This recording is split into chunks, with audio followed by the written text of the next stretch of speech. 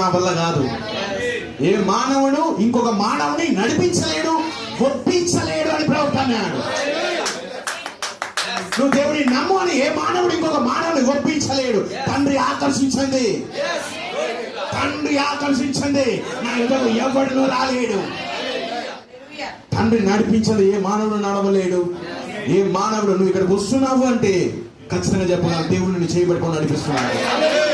ఈ వర్తమానం ఎంత దూరమైన ప్రయాణం చేసి వస్తున్నావు అంటే దేవుని వెనక ఉండి చూస్తున్నాడు.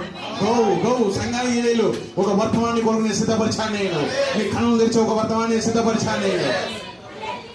ఓ బ్రదర్, సంఘము ఎక్కువ మంది జనాలతో నిండడం కాదు ఉజ్జీవం అన్నాడు ప్రవక్త. గుంపులుగా రావడం కాదు ఉజ్జీవం, అసలైన ఉజ్జీవం ప్రవక్త చెప్పినట్లుగా.